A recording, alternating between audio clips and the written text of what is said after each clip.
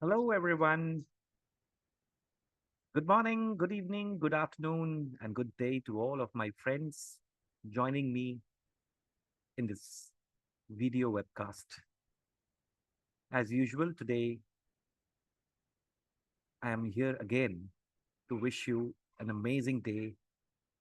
And with this, we are at the end of this week.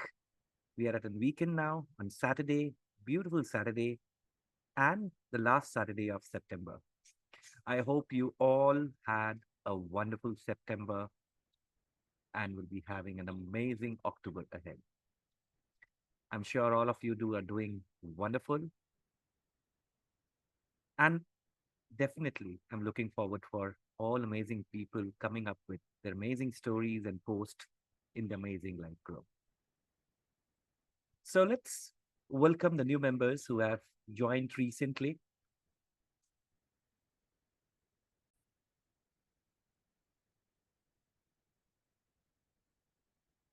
My congratulations to all of you for achieving a new feat of 23,000 members in a very short span of time, and definitely we will be growing.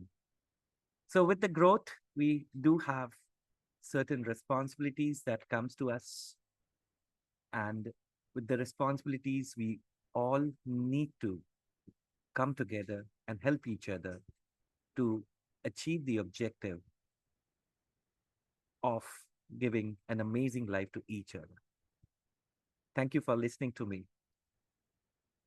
Okay, before I start with today's topic, I would like to again thanks to all my admin team, the group expert, the people who have been working hard for various kinds of support that they have rendered to Amazing Life since its inception last year.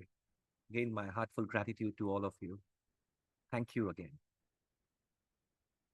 Also, in this September, we might have missed birthdays, anniversaries, and a lot of things that comes to your life. Again, happy birthday to all of my friends who had birthday in September. So if you have a birthday in September or in October, please do share in the group.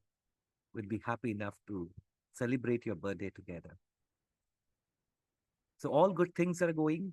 With this, again, I said that we have a major responsibility of keeping this group safe and secured. Need your cooperation, need your support to make it safe. Be wise, be alert, and be happy. That's the mantra of being having an amazing life. So this week we end with the Global Poetry and Storytelling Week. We had very less people who have posted, but I'm sure that in coming weeks or coming days we'll be having more people coming with us with these kind of activities. So this week we start a fresh new campaign for fun and comedy, which is a part of life, which makes us happy toward, when we see something very funny memes or something, we keep ourselves happy. So we'll be flashing the campaign tomorrow morning, uh, and we will be knowing about how to participate in the campaign. So if you are willing to participate in the campaign, please do see the featured post in the Amazing Life. With this, thank you once again. So today, I would like to read from one of the chapters. I'm taking this book as Master Your Thinking. So this book is authored by Thibaut Mures. It is one of the best-selling book, and I thought that I should read the chapter, which is the second chapter, I guess. Let me see. So this is the chapter name that Why Your Current Thinking is Inaccurate. So this came into my mind yesterday when I was talking to some of my colleagues about the art of thinking, the art of natural thinking. Everything is starts with thinking. How do we think? How do we process our thinking? Then the thinking becomes into planning, and the planning becomes to the reality. So many of us may not be taught how to think in life. We think as we think. So, so I would, I'm really glad that I'm here to take a chapter from Master Your Thinking. This is the book. So if you get a chance, you can read this book. It's an amazing book. So accurate thinking. So in my professional career or in my personal life, I do have learned a lot of things from my friends, my colleagues, my parents, and I have been lucky enough to get mentors who emphasized on the very important thing that we miss in a long lifelong learning is we don't know how to think.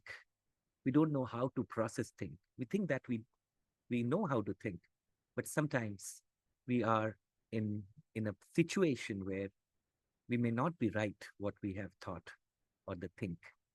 So with this, I would like to discuss about one of the point, which is the biasness in the process of thinking. So in this book, there are five biasness. Biasness means what are the things that obstruct us from taking decisions? What are the biasness that occurs while we think? What are the hacks that we have in the thinking? We might mean maybe knowing the things, but we are not taught about those biasness, and due to which we do not think what we are supposed to think and how we should think and what we should think. So I may not be an expert on this, but I'm trying my level best from my past experience and present what I have learned. I'm trying to dispose to you regarding what my thought is. And if you have something that you want to share, please do comment in the video regarding your process of thinking and what you think about these five biases or the hacks in the thinking. So the first biasness is about the self-serving biases. Now, what is the self-serving biases?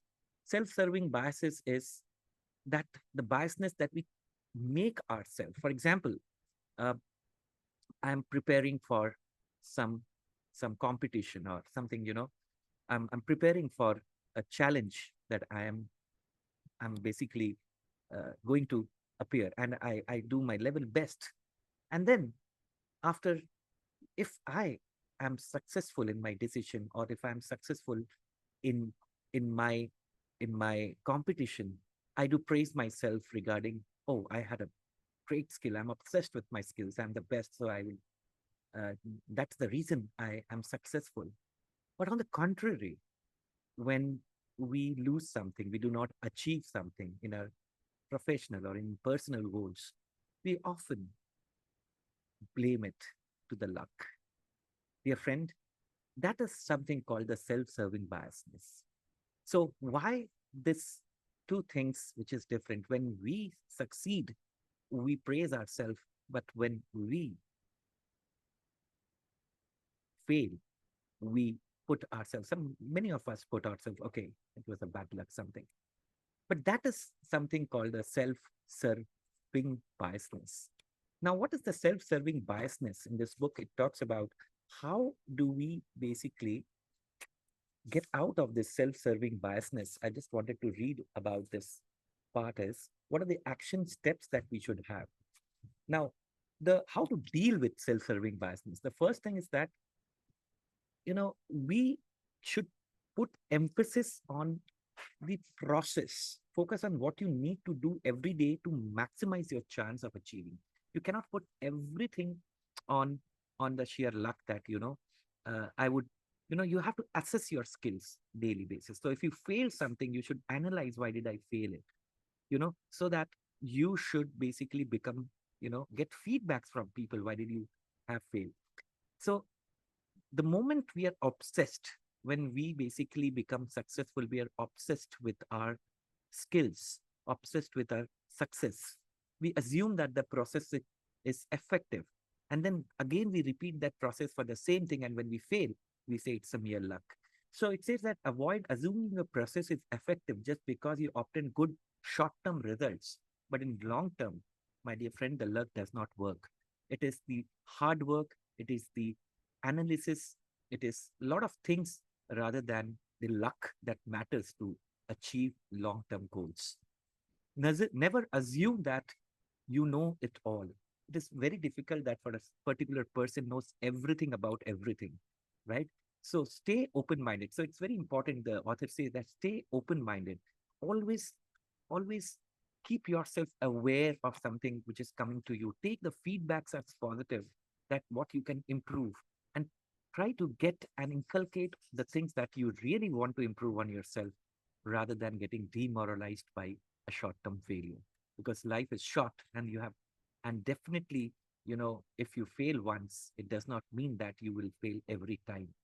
So to get success, you have to come out of the self-serving biases. The other thing is that it talks about is the sunk cost uh, fallacy. Again, sunk cost fallacy is something that, we assume that whatever we have done in past, for example, I have the strategy that I have taken for my sales in past may work over here. And when it does not work, we talk about the market conditions may be good, the people is the quality that we wanted to achieve. So that we have a lot of excuses when the thing fails.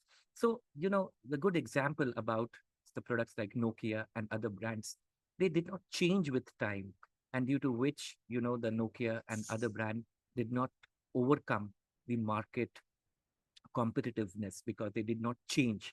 So if we are obsessed with the past thinking, so say that to think accurately, you must assess the actions you are taking today based on the sole ability to get you where you want to be.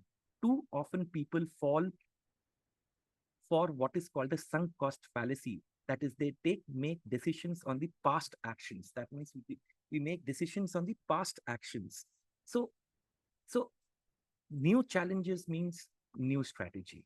You have to always keep yourself in a learning mode. You have to understand what is the market demands, what is the current demand of the situation, whether it is in your career, whether it is in your personal life. Things may change from time to time. So what had happened in the past that had brought success may not be the same the same strategy may not work in present. You have to basically refine, reboot, and you have to rethink about every time when you're making decisions about short term or long term, regarding career, regarding your financial situations, regarding your personal situations, or regarding your business. So the sunk cost fallacy is again one of the bias, because most of the people think that what I have done in past, it is going to, you know get me results. So knowing what now know, would I still today? So to guard yourself against the sunk cost fallacy, you can practice what is called zero biased thinking. Now, what is a zero biased thinking? So is to ask yourself the following questions. The first question that you should ask is, you know, what I know, what I still start that business today. Knowing what I now know, would I still take the job today? Knowing what I now know, can I be able to change my career? Knowing what I now know, can I basically help my family to grow financially? Knowing what I now know, can I build another house, or can I invest into something that I have invested in the past? So these are called zero biased thinking. That means, in order to elate yourself from the past thinking, start thinking fresh, start thinking new, which will help you in taking accurate decision and think accurately. So another way to overcome sunk cost fallacy is to learn to value your future self more highly. There is no need to please your past anymore. I have been doing great in my job. I have been doing great in my business. I was the best student, so I can do this. I can again create another business. No, my friend, every time when you start something, every time when you do something, you have new challenges. So the sunk cost fallacy may sometime maybe a hindrance to the decisions that you're taking today based on your past experience. So this is something that, this particular line says. The third is the planning fallacies. So this is one something I really love this particular fallacy about is, it says that we are terrible in planning. So planning fallacy means, uh, we plan about success. The problem with our planning today is whether it is in a house, whether it is in business, whether it is in our anything, we plan for success, but very few of us. plan for failure. We don't have a plan B, C, D. If we fail, what we do? What was the reason we fail? So if we succeed in a plan, we boast ourselves. We are obsessed with ourselves.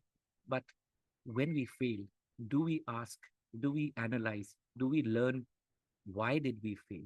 So when we plan something, we should also look into plan for failures, plan why the failure would happen.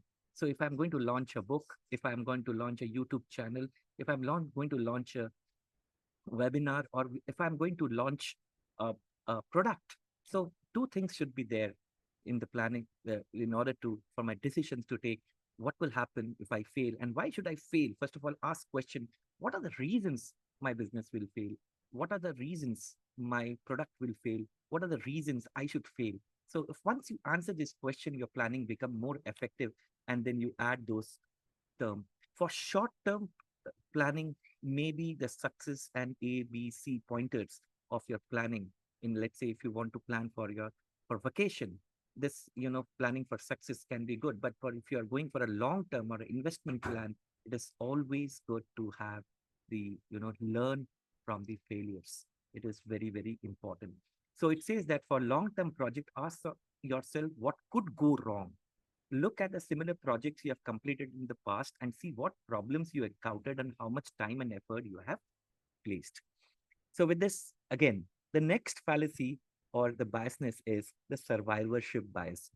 I do agree with that, because we are influenced when we transform ourselves, when we are going to a disruption, we want to change a career, or whenever we think that we're going to do a project, we do read a lot of help books or success stories from different successful people, and we try to imitate those business models or those tips from those people. But while we are planning, we are taking those tips from them, we forget to understand that why they have failed. We always go, we are biased with their success, but we don't see that why they have failed. So how to that means the point here is not to tell you that everything is due to luck, but to help you understand the concept of probability so that you are better able to align your thinking with reality. So what we read from the success of, let's say, Bill Gates or any other successful entrepreneurs, be it Jack Ma or Steve Jobs, they might be having terrible history, that they might be having exciting success stories, but at the same time, would it going to fit what they have done, the Jeff Bezos have done 15 years back, is going to fit today in 2024 or 25 when I launch my business? It may not, because there might be some probabilities that it may not work what had happened. So we have to learn ourselves. We have to keep the learning model open. So how to deal with survivorship bias? For whatever goal you want to reach, read everything you can know about people who succeed. Try to understand why they did to succeed, what they did to succeed, and what their thought process were during the ladder they climbed. But don't stop there. Look at the people who failed to achieve that. So you have to learn from failures also, because that is more important. For me, it is very important why this person has failed, so that I do learn more lessons from a failure than from a success, because I don't repeat the same what the other person have done. What are the reason I could fail? What could prevent me from reaching that goal? So these are certain things that I should basically take on to avoid or to deal with survivorship bias. I hope the last point is a very interesting point. I always talk to my students, my friends. It's called Dunning-Kruger effect. So it is very interesting. And it says that we don't know what we don't know. That is the big problem. So whenever we plan, whenever we are in a debate, we talk about a lot of things but we don't know what we don't know. So have you noticed? So it says that have you noticed that the least sometimes seem to be most confident. The people who knows less, they seem to be very confident. They are called people who are called quarterback uh, people. They are called arm quarterback people. That's in psychology they are called. So as a taxi driver, when you see, he will be telling you, what is the uh, what stocks to pick. He's not a stock expert, but he will be talking about what stocks to pick. And sometimes a vegetables seller might be talking about politics. They know everything about politics, but the problem is they don't know what they don't know. And with this, people become very overconfident about their thought process. With this, they think that they know everything and take decision on the basis of the knowledge that they don't know. So the Dunning-Kruger effect is basically about people who are more confident than the competency they are having, and due to which they take decisions which may not be suitable for that particular point. So it is very important to overcome the Dunning-Kruger effect. So to do that, we are willing to question our approach, question yourself, continuously learn from the feedback. So, I always say that you give me a feedback where I would be happy if you can give me a feedback where I am going wrong, or whatever you think that I can basically make my webcast or podcast more better. So I continuously approach my friends, my colleagues, my people to learn. And I'm trying to make myself better by learning from you. So it is not about how good I am. It is about what else I can do. How can I help people to come out of, by sharing these things. I think it can help somebody who needs it now.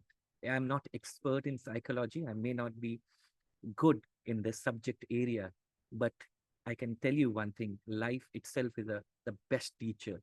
If you're aware, if your all five senses are open all the time to take and sense the things, hear the things, speak from your mind, I'm sure the life would be amazing. And with this, I would like to thank you for hearing me for a long time. And we are at the weekend. Thank you so much again. A feedback is very important.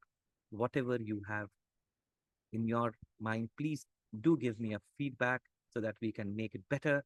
And at least we can change someone's approach today, whoever it is hearing us for the first time or again and again. Thank you. Bye from now.